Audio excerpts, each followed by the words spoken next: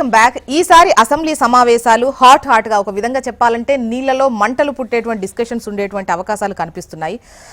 ముఖ్యంగా నదీ జలాలకు సంబంధించి గత ప్రభుత్వం ఏం చేసింది, ప్రస్తుతం ఏం చేసింది, విభజన టైంలో ఏం జరిగింది, కేటాయింపులు ఎలా ఉన్నాయి, ప్రాజెక్టులు ఎంత మేర ఉన్నాయి, నిర్లక్ష్యం వహించారా, ప్రాజెక్టులు కట్టారా లేదా, సో ఇటువంటి డిస్కషన్స్ మనం బయట చూస్తూ ఉన్నాము. ఎట్ ద సేమ్ టైం ఇప్పుడు అసెంబ్లీలో 2వ తేదీన మాత్రం మరి హాట్గా ఉండేటువంటి అవకాశాలు కనిపిస్తున్నాయి. 5వ తేదీ వరకు జరిగేటువంటి ఈ సమావేశాలు ఎలా జరగనున్నాయి. ఎట్ ద సేమ్ టైం పాలమూరుకు సంబంధించి నిన్న కూడా అటు ఉత్తమ్ గారు మాట్లాడుతూ ఆ 90 టీఎంసీలకు తగ్గేది లేదు, మేము కట్టుబడి ఉన్నాము అని చెప్పేసి ఆయన మాట్లాడడం చూసాం. అసలు 45 టీఎంసీలకు ఎట్లా ఒప్పుకుంటారు అని చెప్పేసి అటు హరీష్ రావు మళ్ళీ మాట్లాడడం చూసాము. ముఖ్యంగా ఈ పాలమూరు రంగారెడ్డికి సంబంధించి నిర్లక్ష్యం ఎవరిది, అసలు ఇప్పటి వరకు ఎంతవరకు పని కంప్లీట్ అవ్వాల్సి ఉండే, ఎంత జరిగింది, ఏం జరుగుతోంది అన్నటువంటివి తెలియాల్సినటువంటి అవసరం ఉంది. గెస్టులు కూడా సిద్ధంగా ఉన్నారు, డిస్కస్ చేద్దాం. పార్టీల ప్రతినిధులు బీఆర్ఎస్ నుంచి సీనియర్ నాయకులు డాక్టర్ దూదిమెట్ల బాలరాజు గారు ప్రస్తుతం స్టూడియోలో మనతో పాటు ఉన్నారు. నమస్తే అండి, welcome to the debate Balaraju గారు. అండ్ అల్జాపూర్ శ్రీనివాస్ గారు, వీరు బీజేపీ సీనియర్ నాయకులు. నమస్తే Srinivas sir, welcome to the debate. Congress senior నాయకులు గౌరీ సతీష్ గారు. సతీష్ సార్ నమస్తే, welcome to the debate. Balaraju గారు చెప్పండి, అంటే ఈ రాజకీయ లబ్ధి కోసమే 10 ఏళ్ళు మీరు పాలించి ఇప్పుడు కావాలని కాంగ్రెస్కు సంబంధించి ఈ విధమైనటువంటి ఆరోపణలు చేస్తున్నారు. వచ్చిన 2 ఏళ్లలోనే వాళ్ళు పూర్తి స్థాయిలో నిర్లక్ష్యం చేశారని, పట్టించుకోవట్లేదని, ఇంకా ఒక విధంగా చెప్పాలంటే ద్రోహి మంత్రి ఉత్తమ్ గారే అన్నట్టుగా కూడా నిన్న హరీష్ రావు గారు మాట్లాడినటువంటి పరిస్థితి చూసాం.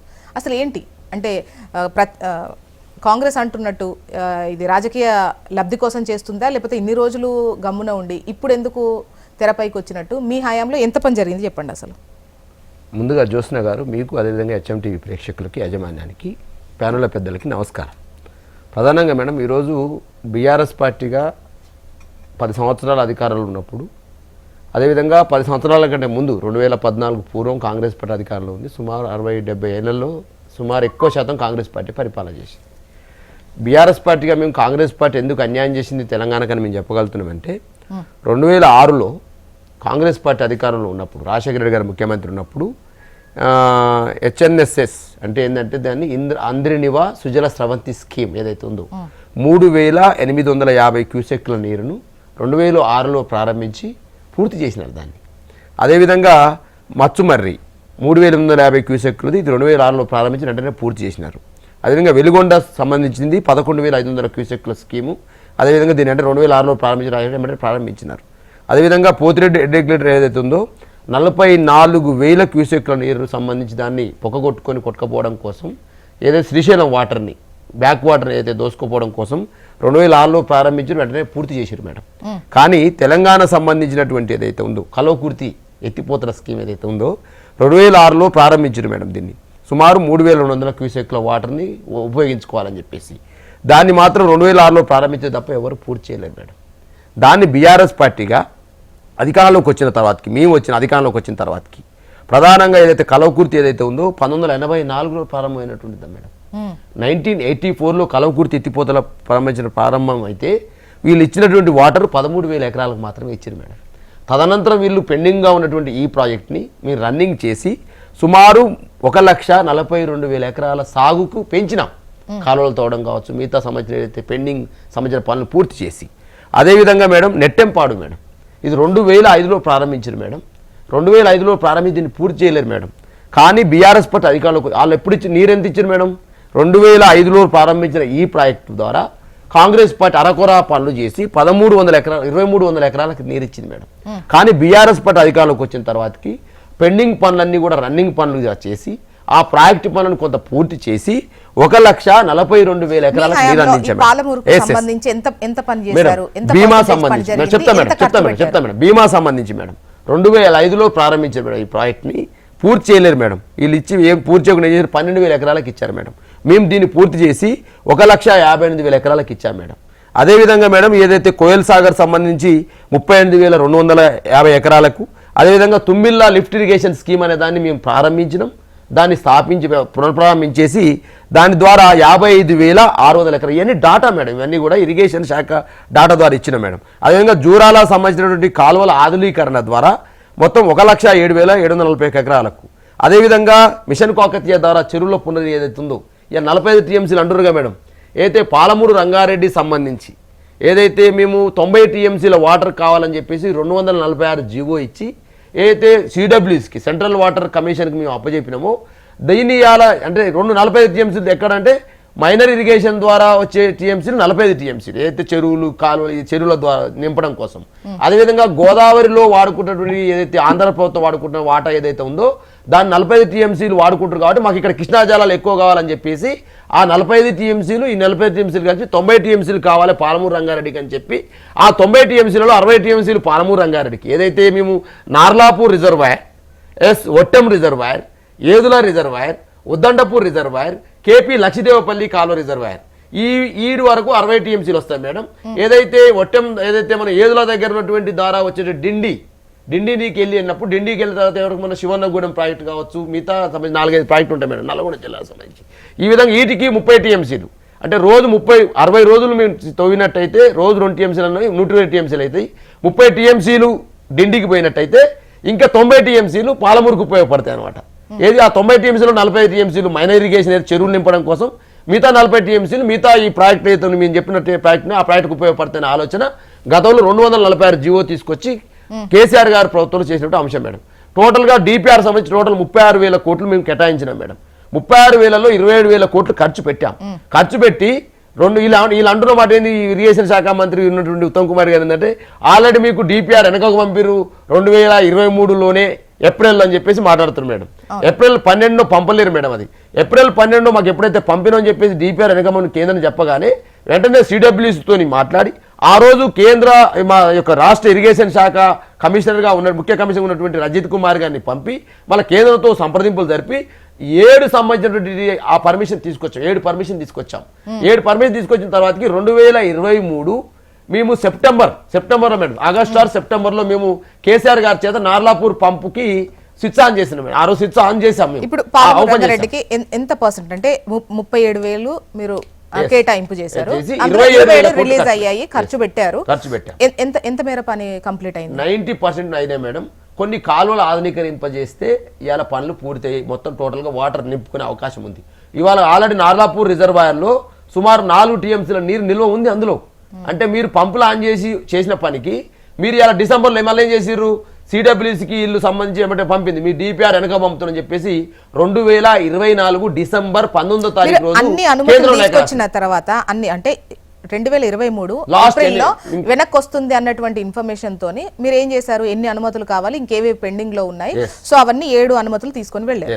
పంపించిన తర్వాత ఇంకా ప్రాబ్లం ఎక్కడ అంటే వీళ్ళు వచ్చిన తర్వాత మళ్ళీ ఇంకా ఫైనల్ సంబంధించినట్టు కొన్ని అనుమతులు ఏదైతే ఎన్విరాన్మెంట్ సంబంధించిన కొన్ని అనుమతులు ఏదైతే ఉన్నాయో ఆ అనుమతులు తీసుకోవాల్సిన బాధ్యత వచ్చినటువంటి ప్రభుత్వానికి కూడా 2020లో ప్రభుత్వం పోయిందిగా మేడం.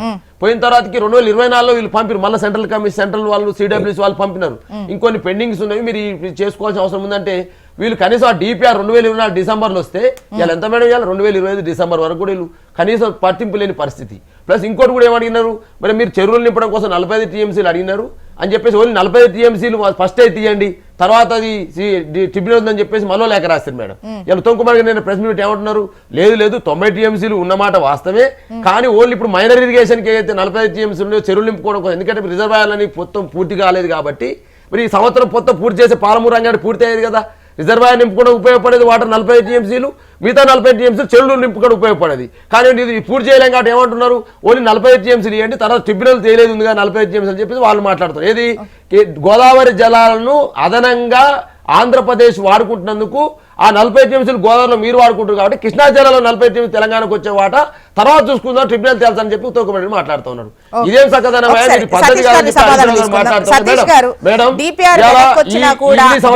గగ్గోలు పెట్టే వరకు కూడా మీకు తెలియలేదు. మీరు ఇప్పటికీ ఇప్పుడు 90 టీఎంసీస్ అంటున్నారు కానీ 45 టీఎంసీస్కే మీరు కట్టుబడి ఉన్నటువంటి విషయాన్ని వాళ్ళు ప్రస్తావిస్తున్నారు. సో ఏంటి గౌరీ సతీష్ గారు మేడం మీరే చెప్పాలి. ముందుగా చర్చలో పాల్గొంటున్నటువంటి సీనియర్ బీజేపీ నాయకులు శ్రీనివాస్ గారికి, అదే రకంగా బీఆర్ఎస్ నాయకులు బాలరాజ్ గారికి, హెచ్ఎంటీవీ ప్రేక్షకులకు మీకు అందరికి కూడా నమస్కారం తెలియజేస్తూ అదే రకంగా వైకుంఠ ఏకాదశి శుభాకాంక్ష తెలియజేస్తూ మేడం మా మిత్రులు ఇందాక బాలరాజ్ గారు చెప్పారు సూటి ప్రశ్న, డిపిఆర్ పర్మిషన్ కనుక అప్రూవల్ వస్తే ఎందుకు ఆ ప్రాజెక్టు మళ్ళీ ఎందుకు రిటర్న్ పంపవలసి వచ్చిందో సమాధానం చెప్పాలి. ఒక డిపిఆర్ కు 2 సార్లు పర్మిషన్ ఇస్తుందా ఏదైనా ప్రభుత్వం, లేదంటే ఒక్కసారి ఇస్తుందా? బీఆర్ఎస్ పార్టీ నాయకులు బీఆర్ఎస్ అధికారంలో ఉన్నప్పుడు ఆ మంత్రులు కానీ వారు కానీ సమాధానం చెప్పాలి. కనీసం డిపిఆర్ అప్రూవల్ లేకుండా పనులు చేసినటువంటి తెలంగాణ రాష్ట్రంలో 2 పర్యాల అధికారంలో ఉన్నటువంటి కేసీఆర్ ప్రభుత్వం ప్రజాధనాన్ని ఏ విధంగా వృధా చేసిందో మనందరికి కూడా బాగా తెలుసు. ఒక డీటెయిల్ ప్రాజెక్ట్ రిపోర్ట్ లేకుండా ఒక ప్రాజెక్టును కడితే, పర్మిషన్స్ లేకుండా కడితే సంబంధిత శాఖ నుంచి అది నష్టం జరిగే ప్రమాదం ఉందా లేదా అనేది మనందరికి కూడా బాగా తెలుసు, ఎంతో కొంత అవగాహన ఉన్నటువంటి వ్యక్తులుగా. అది చేయకుండా డిపిఆర్ రాకముందు మేము 90% కట్టినామని చెప్పి అబద్ధాలు మాట్లాడితే, ఒక్కటే ఏం చెప్తున్నామంటే, ఏదైతే ఉదండాపూర్ రిజర్వాయర్ దగ్గర మేము 2 సంవత్సరాల అధికారంలోకి వచ్చిన తర్వాత మేము 7,000 కోట్ల రూపాయలు ఖర్చు పెడితే ఉదండాపూర్ రిజర్వాయర్ దగ్గర గ్రామానికి రావాల్సినటువంటి R&R ప్యాకేజ్ ద్వారా 180 కోట్ల రూపాయలు వారికి నష్టపరిహారం చెల్లించినటువంటి పరిస్థితి మాదా కాదా ఈ 2 సంవత్సరాల్లో? మరి ఎందుకు మీరు 90% కంప్లీట్ చేస్తే, మీరు అంటున్నారు కదా కనీసం అక్కడ వాస్తవంగా చూస్తే కనీసం 50% కూడా వర్క్ కంప్లీట్ కాలేదు. ఇప్పుడు వాళ్ళు 2 పర్యాయాలు ఇప్పుడు రంగారెడ్డి మీద, మహబూబ్ నగర్ మీద, నల్గొండ మీద సౌత్ పేరు చూసే ప్రయత్నం చేస్తా ఉన్నారు. ఇక్కడ ఏదో మభ్యం పెట్టాలని చెప్పి ఇక్కడ ప్రజలు మభ్య పెట్టాలని ప్రయత్నం చేస్తా ఉంది. ఇక్కడ ప్రజలు నమ్మే పరిస్థితి లేదు. ఎందుకనంటే బాబాసాహెబ్ చేవల్ల అంబేద్కర్ ప్రాణాంత చేవలను ప్రారంభిస్తే ఈ 2 అటు మెదక్ కానీ, రంగారెడ్డి కానీ, మహబూబ్ నగర్ కానీ, నల్గొండ కానీ సస్యశ్యామలం అయ్యేటివి. దాన్ని రద్దు చేసి ఖర్చు చేసినటువంటి డబ్బులను వృధా చేసి ఏదైతే కట్టారో దాన్ని ఏమైందో, మళ్ళీ దానికి 1,700 కోట్లు మరమ్మతులకు కావాలనేది ప్రభుత్వం అంచనా వేసిందో, నిపుణుల కమిటీ వేసిందో మనందరూ కూడా బాగా తెలుసు. ఏదైతే ఇందాక మా బాలాజీ గారు చెప్పారో, ఉమ్మడి ఆంధ్రప్రదేశ్ ఉన్నప్పుడు నీట్ల విషయంలో కానీ, ఉద్యోగాల విషయంలో కానీ, నిధుల విషయంలో కానీ తెలంగాణ రాష్ట్రానికి అన్యాయం జరుగుతుంది. కాబట్టి మనకు నీళ్లు, నిధులు, నియామకాల పేరుతోటే మనం తెలంగాణ రాష్ట్రాన్ని సాధించుకున్నాం. మనం సాధించుకున్నటువంటి తెలంగాణ రాష్ట్రంలో తెలంగాణకు రావాల్సినటువంటి నీళ్ల విషయంలో ఎందుకు వీళ్ళు కొట్లాడి సాధించుకోలేకపోయినో ఒక్కసారి మనం ఆత్మపరిశీలన చేసుకోవాలి. బీఆర్ఎస్ పార్టీ పట్ల వారు 2 పర్యాయాలు అధికారంలో ఉన్నప్పుడు చేసినటువంటి పనుల పట్ల.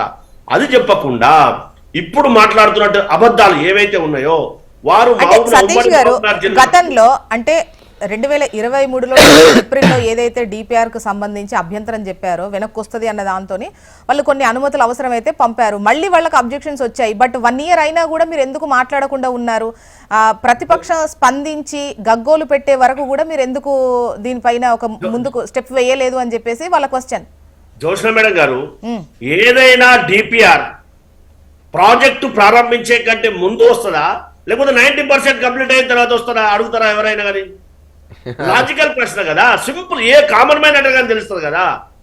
వాళ్ళు డిపిఆర్ అప్రూవల్ లేకుండానే పనులు చేసి మేం ప్రారంభించిన దానికి వాళ్ళు చేస్తున్నారని అబద్ధం చెప్తున్నటువంటి మాటకు డిపిఆర్ లేకుండా పనులు ఎట్లా చేశారండి? మళ్ళీ సెంట్రల్ సిడబ్ల్యూసి వాళ్ళు ఆబ్జెక్షన్స్ ఉంటే అడుగుతారు, మీరు ఇంకెందుకు తీసుకురాలేదు అడిగినారు. 90% కంప్లీట్ అయినటువంటి ప్రాజెక్టుకు ఒక్కసారి డిపిఆర్ ఇచ్చిన తర్వాత మళ్ళీ దానికి సంబంధించినటువంటి సిడబ్ల్యూసి కానీ, లేక జనవనరుల శాఖ కానీ, లేకపోతే ఇంకో పర్యావరణ శాఖ కానీ మళ్ళీ క్వశ్చన్ చేసే అవకాశం ఉంటుందా? ఒక్కసారి మనం కామన్ మ్యాన్ గా ఆలోచన చేయాలి. ఎందుకంటే డిపిఆర్ అప్రూవల్ లేకుండానే వారు చేసినటువంటి పని అది. ఎందుకంటే ఏదైతే ప్రొసీజర్ కు విరుద్ధంగా చేసినటువంటి పని. ఓకే సతీష్ గారు, ప్రాజెక్ట్ స్టార్ట్ చేసే ముందు డీటెయిల్ ప్రాజెక్ట్ రిపోర్ట్ తో అంటే ఆమోదం తెలుపబడలేదు, ఇవన్నీ పక్కన పెడితే సో మీరు వచ్చిన తర్వాత కూడా 1 ఇయర్ అవుతోంది. 1 ఇయర్ తర్వాత ఈ అంశం తెరపైకి వస్తోంది. ఇప్పటి వరకు మీరు ఎందుకు పట్టించుకోకుండా ఉన్నారు? ఓకే వాళ్ళు మిస్టేక్ చేశారు అంటే ప్రాజెక్ట్ రిపోర్ట్ లేకుండానే పనులు స్టార్ట్ చేశారనా ఇంకోట, ఇవన్నీ పక్కన పెడితే ఇది వెనక్కి వచ్చి కూడా 1 ఇయర్ అవుతోంది కదా. అందుకే మేమేం చేస్తున్నామంటే వాళ్ళు చేసినటువంటి తప్పిదాలు మేము చేయము, వాళ్ళు చేసినటువంటి నీటి బుడగలు లాంటి హామీలు మేము ఇయ్యలేము కాబట్టి, మేము చెయ్యం కాబట్టి, అందుకే అక్కడ వాళ్ళు చేసినటువంటి పనులకు ఏవైతే బకాయిలు ఉన్నాయో వాటిని సుమారుగా 7,000 కోట్ల రూపాయల వరకు 2 సంవత్సరాలు మేము చెల్లించినటువంటి ఘనత. దాంతో పాటుగా అక్కడ ఉన్నటువంటి ఉదండాపూర్ రిజర్వాయర్ పక్కనటువంటి రైతులకు ఇందాక నేను చెప్పినట్టుగా 180 కోట్ల రూపాయలు వారికి నష్టపరిహారం చెల్లించినటువంటి ఘనత.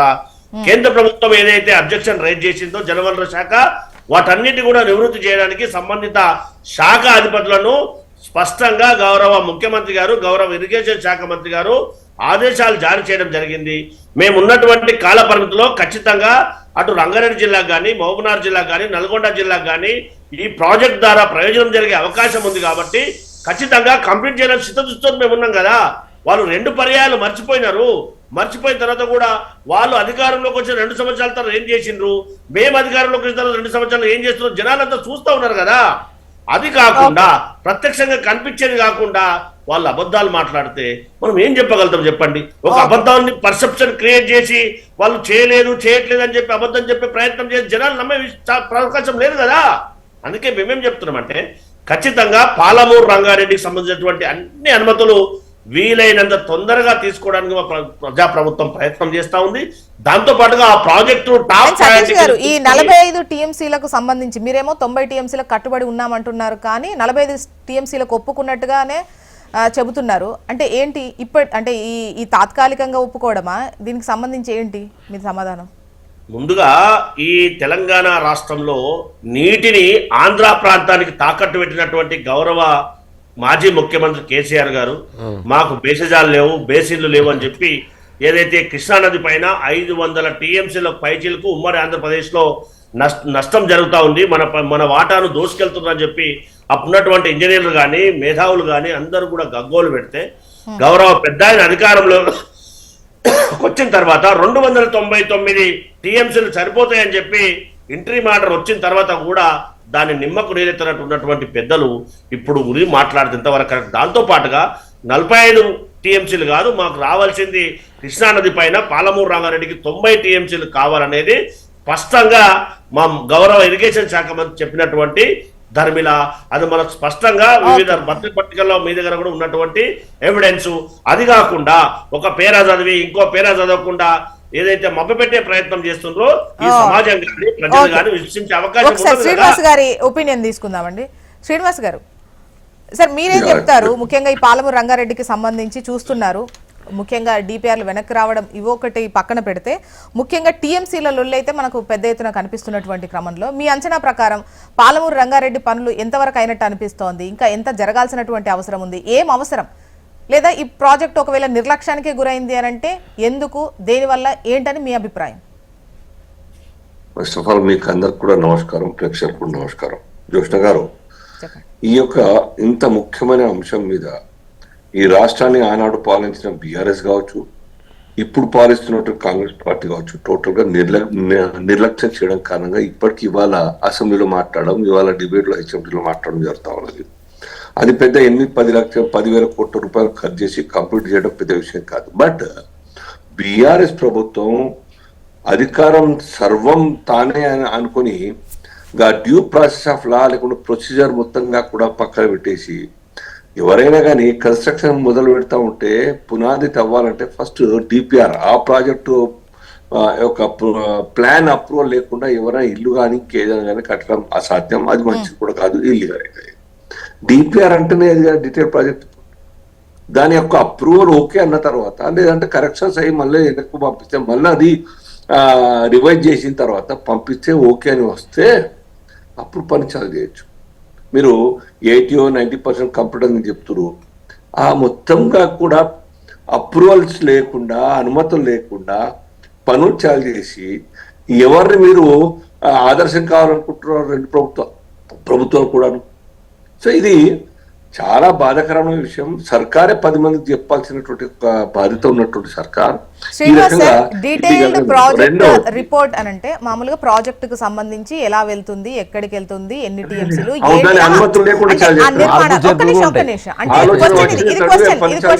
యాక్చువల్ గా నేను వివరణ ఇవ్వట్లేదు, క్వశ్చన్ అడుగుతున్నాను. సో అంటే ఎలా కడదాం అనుకుంటున్నాం, ఏంటి, ఎంత అవుతుంది, ఎన్ని పిల్లర్స్, ఎంత స్థలము, ఎంత పరిహారం, సో దీస్ కైండ్ ఆఫ్ అన్ని కూడా డీటెయిల్ ప్రాజెక్ట్ రిపోర్ట్లో ఉంటుంది. ఇది కట్టడం వల్ల ఎన్ని టీఎంసీలు అనేది పెట్టుకోగలుగుతాం ఏంటి అనేది ఒకటి.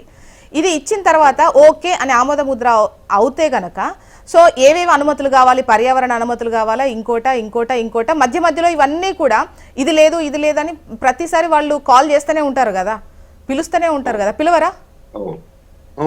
సో అటువంటి వాళ్ళ టైంలో 7-8 అనుమతులు లేకపోతే వాటికి పిలిచారు అంటున్నారు, అవి సబ్మిట్ చేసి మళ్ళీ స్టార్ట్ చేసామంటున్నారు. సో ఇప్పుడు మళ్ళీ దేనికోసం వెనక్కి వచ్చిందని మీరు అనుకుంటున్నారు? డిపిఆర్ వెనక్కి ఎందుకు పంపారు అంటున్నారు వాళ్ళు? మీరు అనుమతులు క్లియరెన్సెస్ రాలేదు, కాబట్టి వాళ్ళు తిరిగి పంపించినారని చెప్పి చెప్పడం జరుగుతుంది. అది మార్చిలో రేజ్ అయింది క్వశ్చన్. మార్చిలో బీఆర్ఎస్ ఎంపీలు జైరాబాద్ ఎంపీ మరియు సురేష్ రెడ్డి గారు రేజ్ చేస్తారు ఆ క్వశ్చన్. దానికి జవాబుగా జలవనరుల శాఖ మంత్రి ఆన్సర్ ఇవ్వడం జరిగింది. సో దాంట్లో ఇంకో జవాబు కూడా ఉన్నది. జాతీయ ప్రాజెక్ట్ గా హోదాను ఇవ్వాలని చెప్పి అడిగిన ప్రశ్నకు దానికి కూడాను ఈ యొక్క ట్రిబ్యునల్ లో పెండింగ్ ఉంది, అది తేలేంత వరకు we cannot take any decision అని చెప్పేసి అప్పటికే 2014 నుంచి ఇప్పటి వరకు ఏ రాష్ట్రంలో కూడాను ఏ ఒక్క ప్రాజెక్టుకు జాతీయ హోదా కల్పించలేదన్న సంగతి కేంద్ర ప్రభుత్వం చాలా స్పష్టంగా చేయడం జరిగింది. ఇక్కడ ప్రశ్న ఏంటంటే రియల్ గా ఆ ప్రాంత పేద రైతుల యొక్క కష్టాలు దూరం చేయాలనే ఒక సంకల్పం జలయజ్ఞం పేరు మీద లేకుంటే అంతకుముందు పేరు మీద ఏదైనా మొదలైనా కానీ ఎందుకు అంత చిన్న ప్రాజెక్ట్ ఇంత చిన్న ఖర్చుతో కంప్లీట్ చేయలేకపోతున్నారు? ఇది ఇది ఇది బాధిత రాహిత్యం కదా, నిర్లక్ష్యం కాదా? ఇప్పుడు 8,000 10,000 కోట్ల రూపాయలు ఖర్చు. ఆ ఖర్చు చేస్తే ఆ సర్కార్ 90% చేసినామని చెప్తున్నారు కదా, 10%కే 9.5 సంవత్సరాలు పడుతుందా? అది కంప్లీట్ చేయాలి కదా, అది చేయలేదు. దాని తర్వాత వచ్చిన సర్కార్ కూడా కొట్టాడాలి కదా, క్లియరెన్స్ మొత్తం కూడా తీసుకురావాలా, మొదలు పెట్టాలి కదా, వాళ్ళు చేయలేదు. ఎందుకంటే ఈ ఇష్యూ లైవ్గా ఉంచినట్టయితే ఒకరి మీద ఒకరు దుమ్మెత్తి పోసుకోవడానికి పేపర్లలో మీడియాలలో అసెంబ్లీలో మాట్లాడడానికి అవకాశం ఉంటుంది. కాబట్టి దాన్ని లైవ్గా లేకుంటే పెద్ద విషయం కాదు. 2 సంవత్సరాల్లో ఈ యొక్క సర్కార్ వచ్చిన తర్వాత దాని అనుమతులు తీసుకొని అన్ని ఇఫ్స్ అండ్ బట్స్ అన్ని కూడా దూరం చేసుకొని కంప్లీట్ చేయం. సొంత ముఖ్యమంత్రి గారి జిల్లా పాత జిల్లా మొత్తంగా కూడా కొత్త జిల్లా కొద్ది ప్రాంతం అవి మొత్తం సస్యాలం కావడానికి పెద్ద విషయం కాదు, చేయాల్సిన అవసరం ఉంది. ఇవాళ మాట్లాడుతున్నారు వాళ్ళు మేము 90 చేసినామంటారు, ఇవాళ వీళ్ళేమంటారు 50% కూడా కాలేదు, వాస్తవాలు దాస్తురు అబద్ధాలు చెప్తున్నారు బీఆర్ఎస్ మీద కాంగ్రెస్ సర్కార్ చెప్తా ఉన్నది. నేను ఒకటే మాట, independent team not from Telugu states బయట రాష్ట్రాల నుంచి ఎక్స్పర్ట్ తీసుకొచ్చి ఎంత మేరకు పని జరిగింది, ఇంకా ఎంత పెండింగ్ ఉంది, దానికి కావాల్సినటువంటి డబ్బు ఎంత అవసరం ఉన్నది, ఎంత కాలం కంప్లీట్ చేయడానికి పడుతుంది అన్న విషయం ఒక్క స్పష్టమైన రిపోర్ట్ తెప్పిద్దాం. Let government take initiative. అది తెప్పించిన తర్వాత వాస్తవాలు నిజాలు బయట పడతాయి కదా. ఇప్పుడు కాంగ్రెస్ సర్కార్ ఏమో 90% కూడా కాలని చెప్తున్నారు, వాళ్ళేమో 90% చెప్తున్నారు. ఇద్దరు చెప్పేదాంట్లో నిజం ఎంత అబద్ధం ఎంత వాస్తవాలు తేలాలంటే ఇంకా ఎక్స్పర్ట్ టీం తీసుకొద్దాం. లోకల్లో ఎక్స్పర్ట్స్ అంటే అరే మాకు ఖిలాఫ్ చేసింది వాళ్ళు అంటారు, మాకు ఖిలాఫ్ చేసి వీళ్ళు అంటారు. కాకుండా బయటకు తెప్పించేయండి, పెద్ద విషయం కాదు. రెండవది 10 సంవత్సరాలు అయిపోయి 12 సంవత్సరాలు కావస్తున్నది. 299 నుంచి ఇంకో 100-150 టీఎంసీ నీళ్లు పెంచుకోవాలా. ఆనాడు ఇష్యూ చేసినటువంటి ఆ యొక్క అగ్ని ఒప్పందంలో ఇంటరిమ్ ఆర్డర్ ఉన్నాయి 1 year కోసం ఉన్నది. దాన్ని ఇంకా రివైజ్ చేయించేది ప్రయత్నం ఇంతవరకు చేయలేదంటే వండర్ అనిపిస్తాను. ఇంటరిమ్ ఆర్డర్ ను వాళ్ళ స్పష్టంగా ఆ రోజు చెప్పిన రియారెన్స్ అప్పుడు ఇది ఇంటరిమ్ మాత్రమే, దాని తర్వాత ఇంకా మొత్తం స్టడీ చేసి చేసుకోవచ్చు. మనం క్లెయిమ్ చేసే పరిస్థితులు ఏమంటే దాని అసలు చాలా మందికి 1 year మట్టుకైన విషయం చాలా మంది తెలియకపోవచ్చు. బహుశా ఇప్పటికి కూడా కళ్ళు తెరిచి కాదు మా అవసరాలు ఇట్లా ఉన్నాయి, మొత్తమే తెలంగాణ మొత్తం కూడా పాడుపడ్డ భూములతో కష్టపడే రైతులు ఉన్నప్పటికీ కూడా నీళ్ళు లేవు, మాకు ఇంకా ఎక్కువ కావాలి అని అడిగిన పాపాన పోలేదు. ఇది నిర్లక్ష్యం కాదా? ఇద్దరిగా ఆనాడు 9 సంవత్సరాల పాటు 9.5 సంవత్సరాల పాటు పాలించిన కాంగ్రెస్ బీఆర్ఎస్ పార్టీ ఇప్పటికీ దానికి క్లెయిమ్ చేసినటువంటి రికార్డు చూపించమని చెప్పి నెవర్ దే కాంట్. ఇక్కడ 2 సంవత్సరాలు దాని మీద స్టడీ చేసే పాపరపోదు. ఎవరు ఇరిగేషన్ మంత్రులు ఏం మాట్లాడుతున్నారు, ఏం చేస్తున్నారు, అంత పెద్ద ప్రాజెక్ట్ అంత పెద్ద ఇష్యూని కాంగ్రెస్ తీస్తే ఎంత పేరు వస్తుంది? ఎస్, అగ్రిమెంట్ అయిన తర్వాత కూడా మన వెంబడబడి ప్రయత్నం చేసి తీసుకొచ్చినారు, పెంచినారు అని చెప్పి పేరు రాదా? But never. అదే నేను చెప్తున్నాను. అందుకోసమే ఈ ఇష్యూస్ రాజకీయాల్లో ఒక టూల్ గా వాడుకోవడానికి పెండింగ్ గా ఉంచుతారు, లైవ్ గా ఉంచుతారు రాజకీయాలు. ఇది వాయిస్ తీసుకుంటా అంటే డిపిఆర్ లేకుండానే పనులు స్టార్ట్ చేశారా ఒకటైతే, ఇప్పుడు వెనక్కి ఎందుకు పంపారు, ఏ కారణంతో అనేది మీ దగ్గర సమాధానం ఉందా?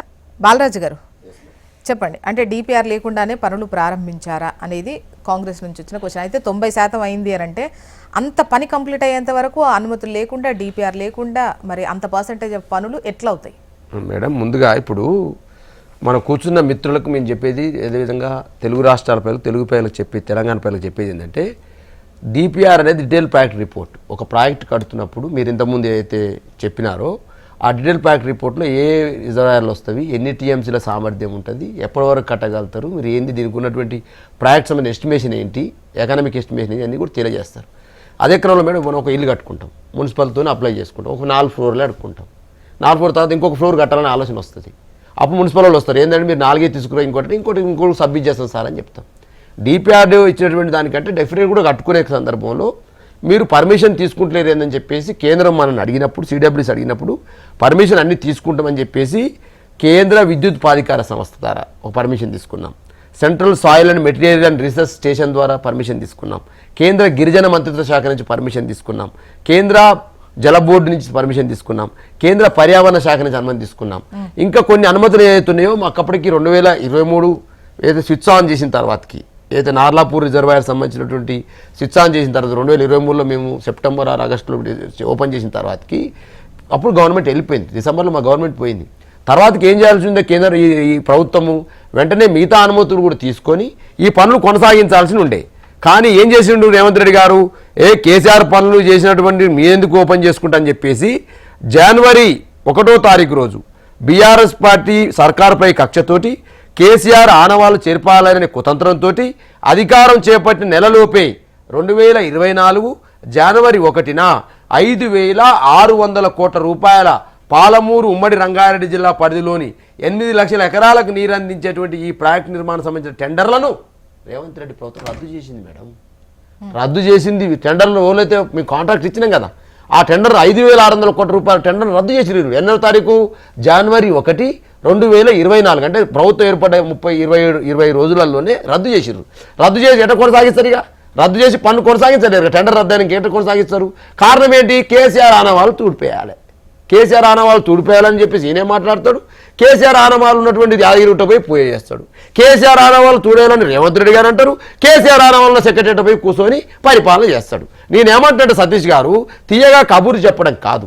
ఇవాళ మీరు అంటున్నారు కదా డిపిఆర్ లేకుండా పనులు పూర్తి చేసిరంటే ఇవాళ కేంద్ర ప్రభుత్వం క్వశ్చన్ అడుగు చెప్తున్నాను. ఇవాళ నేను మీరు ఏదైతే నారాయణపూర్ ఏదైతే కొడంగల్ లిఫ్ట్ ఇరిగేషన్ స్కీమ్ మొదలుపెట్టారు కదా, కొడంగల్ లిఫ్ట్ ఆంధ్ర ఎవరి మెగా కంపెనీ దోషిగా నిలబెడతాం. ఎవరికి ఇచ్చినవా నువ్వు? మళ్ళీ వాళ్ళకి ఇచ్చినావు కదా, మెగా కంపెనీకి ఇచ్చినావు కదా. ఏది నీ కొడంగల్ లిఫ్ట్ ఇరిగేషన్ స్కీమ్ వాళ్ళకి ఇచ్చిన పనులు మెగా కంపెనీకి ఇచ్చారు కదా. Mega company east India company అన్నావు కదా, మరి ఆ ఈస్ట్ ఇండియా కంపెనీకి మళ్ళీ ఇచ్చినావు కదా. మరి డిపిఆర్ లేకుండా నువ్వు డిపిఆర్ ఉందని కొబ్బరికాయ కొట్టొచ్చినావు కదా, పనులు పూర్తి చేస్తున్నావు కదా. మరి కొడంగల్ లిఫ్ట్ ఇరిగేషన్ డిపిఆర్ పెట్టినావా మేడం? ఒక్కొక్కసారి ప్రాజెక్ట్ రిపోర్ట్ సబ్మిట్ చేసినప్పుడు ప్రాజెక్ట్ రిపోర్ట్లో తప్పులున్నా, ప్రాజెక్ట్ రిపోర్ట్లో సవరణలున్నా మళ్ళీ సిడబ్ల్యూసీ వాళ్ళు కావచ్చు కేంద్ర ప్రభుత్వం మళ్ళీ అడుగుతుంది. అడిగిన దాన్ని మనం సవరించుకుంటామని చెప్తాము, లేదా తిట్టు చేస్తామని చెప్తాము. ఈ అవగాహన లేని మాటలు ఇవన్నీ కూడా. ఇంకోటి నేను అడుగుతా ఉన్నాను, నిండా ముంచింది వీళ్ళు తెలంగాణను. తెలంగాణకు ఇరిగేషన్ లేకుండా చేసింది, తెలంగాణకు నీళ్లు లేకుండా చేసింది, పాలమూరు వరద జిల్లాగా మార్చింది, అసలు మిషన్ కాకతీయ ద్వారా చెరువులను నింపకుండా చేసింది. నేను అడుగుతున్నా మేడం, హెచ్ఎంటీ ద్వారా అడుగుతా ఉన్నా, నీళ్ళకి ఎందుకు వేసింది తెలంగాణ? 75 సంవత్సరాల స్వతంత్ర భారతదేశ చరిత్రలో ఎందుకు పాలమూరు నీళ్ళకి వేసింది? ఎందుకు నీళ్ళకి కోసపడ్డది? మీ ఫలితం కాదా? 50 నుండి 60% పనులు కూడా కంప్లీట్ అవ్వలేదు అని చెప్పేసి అటు ఒకవైపు కాంగ్రెస్ చెబుతున్నటువంటి మాట, అంటే వాళ్ళ అధికారులు ఉన్నటువంటి ఇది లెక్క అని వాళ్ళు అంటున్నారు. ఇంకొక విషయం చెప్పాలంటే మీరు దీన్ని పూర్తి స్థాయిలో నిర్లక్ష్యం చేశారు. ఇతర ప్రాజెక్టులకు సంబంధించి ఇప్పుడు కాళేశ్వరకు సంబంధించి చూసుకున్నా కూడా దాన్ని అంటే ఫస్ట్ ప్రయారిటైజ్డ్ గా దాన్ని చూశారు, దీన్ని పూర్తిగా పక్కన పెట్టారు అని చెప్పేసి ఈవెన్ కాంగ్రెస్ కూడా అబద్ధాల మాటలతోటి ఎన్ని రోజులు కాలం గడుపుకుంటారు మేడం. ఇవాళ ఎస్ఎల్బీసీని నిర్లక్ష్యం చేసిన మాట్లాడుతున్నారు మేడం. వీళ్ళు ఎస్ఎల్బీసీని 2005లో ప్రారంభింపజేస్తే 2005 నుంచి 2014 వరకు వీళ్ళు తవ్వినటువంటి కిలోమీటర్లు 27 కిలోమీటర్లు తవ్వారు. వీళ్ళు మేము 11.8 కిలోమీటర్లు తవ్వి 1,358 కోట్లు ఖర్చు పెట్టి ఎస్ఎల్బీసీ పనులను మేము చేసినాం. తదనంతరము గవర్నమెంట్ వెళ్ళిపోయింది. తర్వాత ఏదైతే పెళ్లిపాక సంబంధించినటువంటి ఆ ఊరు గ్రామంలో పునరావాసం కోసం 3,892 కోట్లు ఖర్చు పెట్టినాం ఎస్ఎల్బీసీ కోసం. అదేవిధంగా పాలమూరు రంగారెడ్డి సంబంధించిన డిపిఆర్ని ఆమోదించుకునే ప్రయత్నం చేసినాం. అనుమతులు తీసుకొచ్చే ప్రయత్నం చేసినాం. ఆ క్రమంలో నీటి వాటాల కేటాయింపు కోసం 246 జీవో తీసుకొచ్చి 90 టీఎంసీలు కేటాయించినాం. అందులో 90 టీఎంసీలు 40 టీఎంసీలు పాలమూరు సంబంధించింది, ఇంకొక 40 టీఎంసీలు చెరువులు నింపడం కోసం అని చెప్పేసి మొత్తం 60,000 ప్లాన్ చేయకుండా 80,000 కోట్లు ఉన్న ప్రాజెక్ట్ ఏమో కంప్లీట్ అయిపోయింది, ఆ చివరి దశకు వచ్చింది అని అంటారు. 37,000 పెట్టుకున్నటువంటి ప్రాజెక్టుకు సంబంధించి 27,000 కోట్లే ఎందుకు ఇస్తారో, అదే 10,000 కోట్లు మీ టైంలో ఖర్చు అయిపోయి ఉంటే ఇప్పటి వరకు అది రన్నింగ్ లో ఉండే ప్రాజెక్ట్ కదా మేడం. మేము ఒక దఫాగా ఇప్పుడు ఒకవైపు కాళేశ్వరం, ఒకవైపు పాలమూరు రంగారెడ్డి. మేము అనుకుని ఉంటే మేడం సెంట్రల్ని 2 అడిగినాం మేము. ఒకటి కాళేశ్వరం కన్నా మీరు జాతీయ హోదా ఇవ్వండి, పాలమూరు రంగారెడ్డి కన్నా జాతీయ హోదా అని అడిగిన మేడం. పాలమూరు రంగారెడ్డికి జాతీయ హోదా ఇస్తామని చెప్పేసి భువనగిరి ఏదైతే మన మహబూబ్ నగర్లో డీకే అరుణ గారి ఎంపీ ప్రచారంలో మోదీ అన్న మాట వాస్తవం కాదా? ఇది బీజేపీ నాయకులు చెప్పాల్సిన అవసరం ఉంది. రెండో అంశం నేను చెప్తా ఉన్నాను మేడం, ఇవాళ ట్రిబ్యునల్స్ ఎవరేస్తారు మేడం? సెంట్రల్ ఆధీనంలో ఉంటుంది కదా. ఇవాళ బచావత్ ట్రిబ్యునల్ కానీ బ్రిజేష్ కుమార్ ట్రిబ్యునల్ కానీ 2 ట్రిబ్యునల్ ఉన్నాయి. ఈ 2 ట్రిబ్యునల్ తెలంగాణ వాటా తేల్చింది అసలు? ఇవాళ ఏదో గతంలో ఉన్నటువంటి వాటాను ఏదైతే శ్రీకృష్ణ కమిటీ ఏదైతే అప్పీల్ చేసుకున్నట్టు 299 511 టీఎంసీల వాటా తప్ప తెలంగాణకు నీటి పారుదల శాతం సెక్షన్ 3 కొట్లాడింది ఎవరు మేడం? సెక్షన్ 3 అంటే తెలుసా వీళ్ళకి అసలు? సెక్షన్ 3 అంటే ఏంటంటే నది పరివాహక ప్రాంతం ఏ ప్రాంతంలోనైతే అధికంగా ప్రవహిస్తుందో ఆ ప్రతి ప్రవాహక ప్రాంతం నది పరివాహక ప్రాంతంలో నీటి కేటాయింపు ఉండాలని సెక్షన్ 3 యొక్క ఉద్దేశం. సెక్షన్ 3 కావాలని కొట్లాడింది ఎవరు? కేసీఆర్ కదా. సెక్షన్ 3 కోసం సుప్రీంకోర్టు పోయింది ఎవరు? కేసీఆర్ కదా. అప్పుడు ఏం చేసింది సెంట్రల్ గవర్నమెంట్? మీరు సెక్షన్ 3 కోసం మీరు సుప్రీంకోర్టు పోవాల్సిన అవసరం లేదు, నీటి కేటాయింపులు మేము చేస్తాము, కాబట్టి ట్రిబ్యునల్ మేము వేస్తామని చెప్పేసి మమ్మల్ని వెనక తీపించుకున్న తర్వాతకి ఇంతవరకు ట్రిబ్యునల్ కేటాయించిందా? ట్రిబ్యునల్ వాటర్ కేటాయించాలి కదా. శ్రీనివాస్ గారు సమాధానం తీసుకుందాం. అంతకన్నా ముందుగా సతీష్ గారు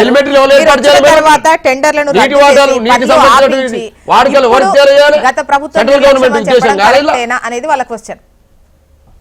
జోష్ణ మేడం గారు సారీ, ఇప్పుడు మీరు వచ్చిన వెంటనే నెలలో ఏదైతే ప్రాజెక్ట్ పనులు చేయాల్సింది ఉందో వాళ్ళ కాంట్రాక్ట్ను రద్దు చేశారు. రద్దు చేసిన తర్వాత పనులు ఆగిపోయాయి.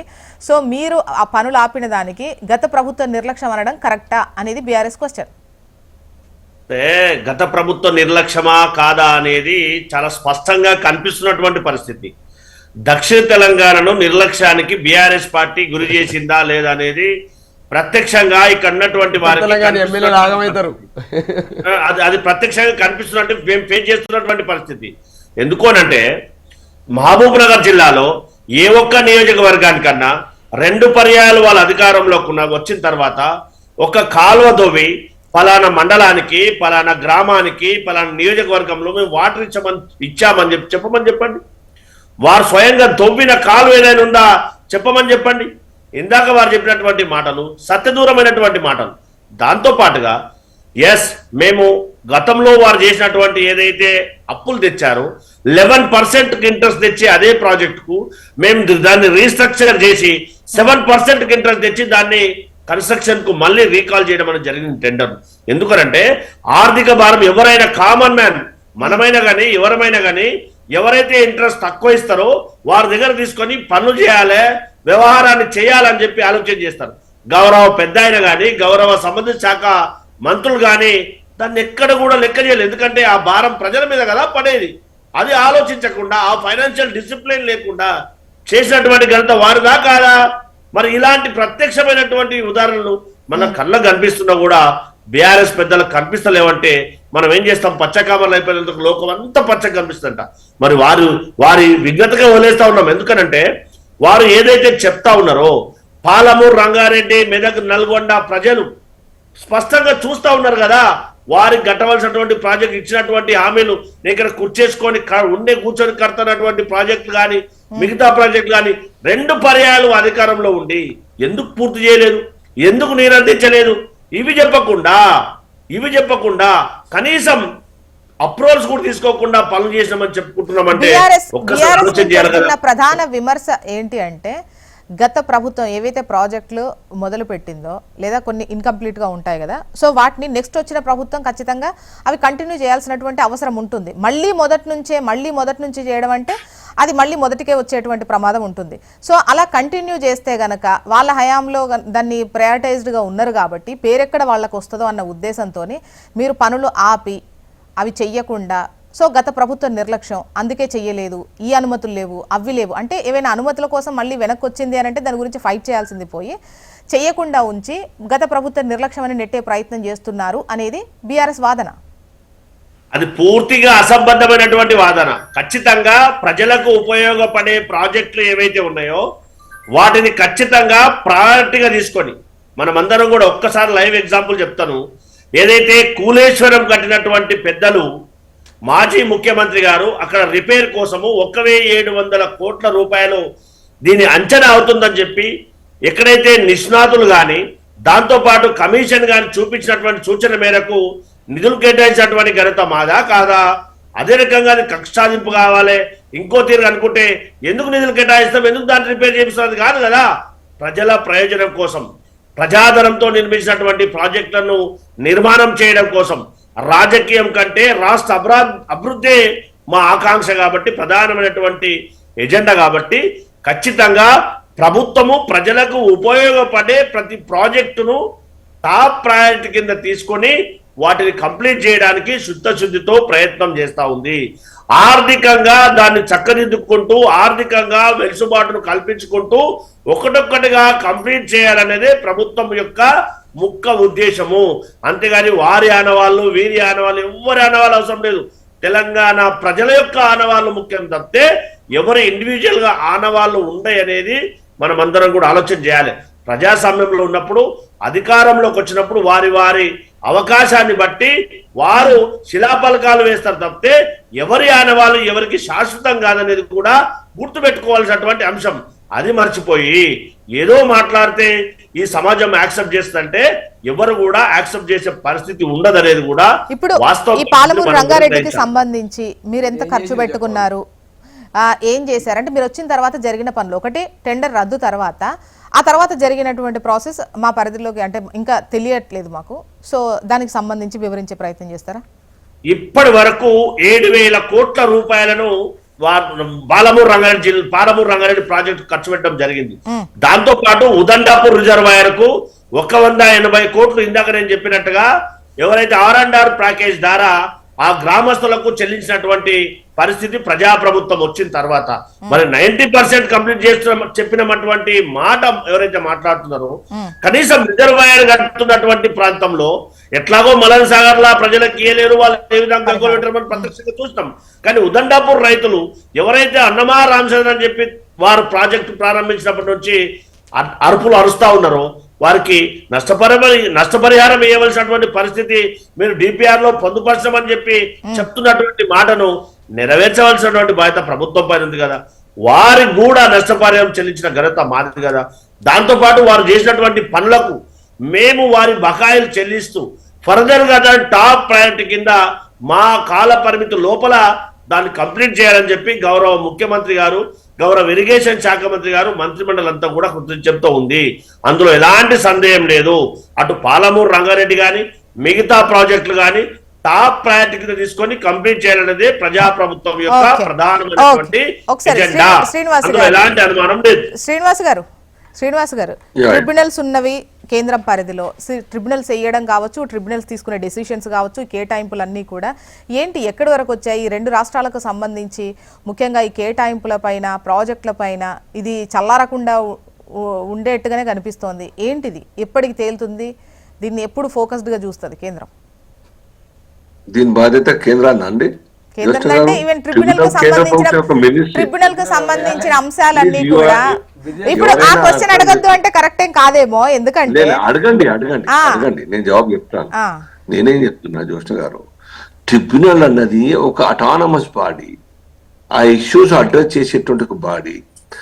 తెలంగాణ ఆంధ్రప్రదేశ్ రాష్ట్రాల ముఖ్యమంత్రులు కలిసి అవుట్ ఆఫ్ ది కోర్టు మీరు కన్సెషన్కి వచ్చి అక్కడ పోయి మీరు పిటిషన్ పెట్టుకుంటే అఫిడవిట్ ద్వారా అది క్లోజ్ అయ్యే అవకాశం ఉంటుంది. అదర్వైజ్ మెరిట్స్ మీద రెండు రాష్ట్రాల యొక్క మెరిట్స్ మీద ట్రిబ్యునల్ డిసైడ్ చేస్తుంది. దానికి కేంద్ర ప్రభుత్వానికి ఏం సంబంధం? సుప్రీంకోర్టులో ఇష్యూ ఉంటే, హైకోర్టులో ఇష్యూ ఉంటే జస్ట్ కేంద్ర ప్రభుత్వం అనుకుంటే అవుతుందా? వెన్ బోత్ పార్టీస్ బయట ఉన్నప్పుడు వాళ్ళ యొక్క ప్రమేయం లేకుండా మెరిట్స్ లేకుండా చెప్పేస్తే క్లోజ్ అవుతుంది కాదు. ఇది మంచి అవకాశం ఉన్నది. రాష్ట్ర ప్రభుత్వం చొరవ తీసుకోవాలి. తెలంగాణ నుంచి ఆంధ్రప్రదేశ్ ప్రభుత్వాన్ని మరి మీరు రిక్వెస్ట్ చేసినట్టయితే చర్చలకు పిలువని గతంలో నరసింహన్ గారు పిలిచి మాట్లాడినట్టుగా ఇప్పుడు ఆ కొనసాగింపు చేయండి. క్లోజ్ చేయండి. రివైజ్ కూడా 299 పెంచేటువంటి ఒక ప్రస్తావన తీసుకురండి. ట్రిబ్యునల్ యొక్క ఏదైతే ఎన్విరాన్మెంటల్ కావచ్చు, లేకుంటే ఇంకేమైనా ఇష్యూలు కావచ్చు, ట్రిబ్యునల్లో చర్చకు అవకాశం ఉన్నటువంటి అంశాల మీద ఇక్కడ out of the tribunal discuss చేసుకొని ఆ కన్సెన్స్ రండి. అయితే కేంద్ర ప్రభుత్వం చేజారదు, మా అంటే చెప్తారు, చూసుకోండి 2 ప్రభుత్వాలు చెప్తారు. వినకుంటే మన చుట్టే మార్గం ఉంటుంది. చూస్తే 2 రాష్ట్ర ప్రభుత్వాలు ఒప్పుకుంటేనే సాధ్యమైతే, అదర్వైజ్ ట్రిబ్యునల్ మెరిట్స్ మీద డిసైడ్ చేస్తారు. కేంద్ర ప్రభుత్వం ఇన్వాల్వ్ మా అంటే ఆ మంత్రి గారు 2 రాష్ట్రాల మంత్రుల్ని ముఖ్యమంత్రుల్ని అడగలుగుతారు, చెప్పగలుగుతారు తప్ప మేమే చెప్పేటట్టయితే గవర్నర్ గారు ఎందుకు పిలిపిస్తారండి? ట్రిబ్యునల్ చెప్పగలిగి ట్రిబ్యునల్ చేసేటువంటి ఉంటే గవర్నర్ సెంట్రల్ అఫెక్స్ కౌన్సిల్ వాళ్ళు ఉంటారా? ఇప్పటికీ ఏం చెప్తున్నా జ్యోష్ణ గారు, ఇది చాలా ఇంపార్టెంట్ ఇష్యూ. కాదండి, నీటి వాటాలకు సంబంధించి గత వాటాలు ఈ పరివాహక ప్రాంతానికి సంబంధించినవన్నీ కూడా మేము తేలుస్తాము అని చెప్పేసి ట్రిబ్యునల్ ఖచ్చితంగా వేస్తాము అని చెప్తేనే వాళ్ళు కేసు విత్డ్రా చేసుకున్నటువంటి పరిస్థితి అయితే ఉంది కదా. కేసు విత్డ్రా చేసుకున్నారు, కేసు లేదు ఇప్పుడు సుప్రీంకోర్టులో కేసు ట్రిబ్యునల్ ఉంది. ట్రిబ్యునల్లో ఆల్రెడీ తెలంగాణకు సంబంధించిన వాదనలు అయిపోయినట్టున్నాయి, ఇప్పుడు ఏపీకి సంబంధించినవి జరుగుతున్నట్టుగా ఉంది. సో అది అయిపోయిన డిస్పోజ్ చేయలేదు కదా, ఇంకా మెరిట్స్ డిస్పోజ్ చేయలేదు, ఇంకా నడుస్తాను, పెండింగ్ ఉంది, అది ఆన్ రికార్డ్. నేను చెప్తున్నాను ప్రభుత్వం యొక్క స్టాండ్ రికార్డులో ఉన్నది. నేను ఇప్పటికి ఏం ప్రాబ్లం లేదు. ముఖ్యమంత్రి గారికి చాలా క్లోజే కదా చంద్రబాబు నాయుడు గారు. వారితో మాట్లాడిన తర్వాత 2 రాష్ట్రాలు ఒక కొలిక్కి వచ్చే అవకాశం ఉంటుంది, నీటి వాటా కూడా పెంచుకునే అవకాశం ఉంటుంది. మనం పంచుకున్న తర్వాత ట్రిబ్యునల్ ఏం చేస్తుంది, లేకుంటే శ్రీకృష్ణ కమిటీ ఏం చేస్తుంది? ఏం చేయరు. మీరు మాట్లాడండి, చర్చ మొదలు పెట్టే మంచి పేరు ముఖ్యమంత్రి గారికి. అంతేకాని పెండింగ్ లో ఉండాలని పెండింగ్ ఉంచాలని చెప్పడం కాళేశ్వరం. శ్రీనివాస్ సార్, ఒకటి పెండింగ్ లో కేటాయింపులు ఇవన్నీ ఒక పని అయితే, కేటాయింపులు జరగక ముందే ఏమైనా ప్రాజెక్టులు వచ్చాయనుకోండి, తర్వాత వాటికి కూడా కేటాయింపులు చేయాల్సినటువంటి పరిస్థితి ఉంటుంది. ఇప్పుడు ఏపీ తెలంగాణకు సంబంధించి ప్రాజెక్టుల విషయంలో అదే గొడవ జరుగుతోంది. అక్కడ అంటే సముద్రంలో కలిసే నీళ్లే వాడతామా ఇంకోట ఇవన్నీ పక్కన పెడితే, వన్స్ ఒక ప్రాజెక్ట్ కట్టారనుకోండి, అన్ని డబ్బులు పోసి కట్టారనుకోండి, నీళ్లు కేటాయించొద్దా? కేటాయించాలి. సో ఈ అనుమతుల విషయంలో ఒక రాష్ట్రానికి సపోర్ట్ ఉండే విషయంలో కేంద్రం ముందుంది, ఇంకో రాష్ట్రాన్ని ముఖ్యంగా తెలంగాణకు సంబంధించిన ప్రయోజనాల పట్ల చిన్న చూపు చూస్తోంది, పట్టించుకోవట్లేదు అనేది ఇక్కడ ఉన్నటువంటి నేతల వాదన. అదే చెప్తున్న వారు అపార్థం చేసుకుంటా ఉన్నారు. కేంద్ర ప్రభుత్వం యొక్క పరిధి నల్లమల్ల సాగర్ గానీ బనకచర్ల గానీ ట్రిబ్యునల్ యొక్క బాధ్యతలు వేరు, ట్రిబ్యునల్ చేసేటువంటి ఇష్యూ అడ్రస్ చేసే ఇష్యూ వేరు. 2 రాష్ట్ర ప్రభుత్వాలు చర్చల ద్వారా లేదంటే మెరిట్స్ మీద ట్రిబ్యునల్ క్లోజ్ చేసుకోవాలి. అంతేగాని కేంద్ర ప్రభుత్వం కోరుకుంటుంది ఏ తత్వ కావాలా, ఇదంతా అడ్రస్ కావాలా, కొలిక్కి రావాలని చెప్పి కోరుకుంటుంది తప్ప ఇంకేం చేయలేం. అయినా దీంట్లో మీరు ఎందుకు ఎక్కువ వాదోపవాదాల కోసం అసెంబ్లీలో పెట్టద్దు కదా. ఏం చేసినాం, ఏం చేయబోతున్నాం అని చెప్పాలి. ఇప్పటికైనా మంత్రి గారు నిన్న మాట్లాడిన జాబ్ ఇచ్చినారు, 45, 90 కాదు 45. మీరు ఎంతకాలం పూర్తి చేస్తారు? మీ టార్గెట్ ఆ జాబ్ చెప్పండి, ఎంత డబ్బు అవసరం ఉంది ఆ జాబ్ చెప్పండి, మీకు పేరు వస్తుంది కదా. అరే వాళ్ళు 9.5 సంవత్సరాలు కంప్లీట్ చేయలేదు, రైట్ అనుకుందాం, ఓకే అదే కరెక్ట్ అనుకుందాం. మీకు 2 సంవత్సరాలు అయింది, 8,000 కోట్లు 10,000 కోట్ల రూపాయలు ఖర్చు చేయడం పెద్ద విషయం కాదు. మీరు పెద్ద అసలు 4th సిటీనే కడతా అంటారు కదా, 1,000 కోట్లు పెట్టి పెద్ద ప్రాజెక్ట్ టేకప్ చేస్తా అంటారు. 10,000 కోట్లు ఇవ్వడం కష్టమా? బాకీలు అయితే ఉన్నాయి, చెప్పగలరా సమాధానం? ఎందుకంటే మళ్ళీ మనకు సమయం అయిపోద్ది కాబట్టి. సతీష్ గారు, ఇప్పుడు మీరు అన్నదానికి సతీష్ గారు సమాధానం చెప్తాను హ్యాండ్ రైజ్ చేశారు, ఒక లైన్ లో చెప్పండి. జ్యోష్ణ మేడం గారు, మేము 4th సిటీ కడతాం, ఖచ్చితంగా యువకులకు ఉపాధి కల్పించే ట్రైనింగ్ చేపిస్తాం, అందులో ఎలాంటి అనుమానం లేదు. మేమేం చెప్తున్నామంటే కేంద్ర ప్రభుత్వము రాష్ట్రాలకు రావాల్సినటువంటి నీటి వాటాల విషయంలో శాఖ మంత్రి గారు కల్పించుకొని త్వరితగతిన సమస్యను పరిష్కరించాలి కదా, వారి యొక్క ధర్మాన్ని వారు నిర్వర్తించాలి అనేది మా ఉద్దేశం. ఓకే శ్రీనివాస్ గారు, నేను అదే చెప్తున్నా, ట్రిబ్యునల్ లో ఉన్నది కదా మీ సైడ్ నుంచి 299 కాదు, మాకు ఇంకా 110 టీఎంసీలు కావాలని చెప్పి ఇష్యూ రేజ్ చేయండి. మళ్ళా అది ఇంటర్వ్యూ ఆర్డర్, అది రేజ్ చేసినా నెవర్ ఇప్పటి వరకు రేజ్ చేయలే ఆ విషయం. ఇంటర్వ్యూ అన్న సంగతి తెలియదు, లెటర్ పెట్టింది లేదు.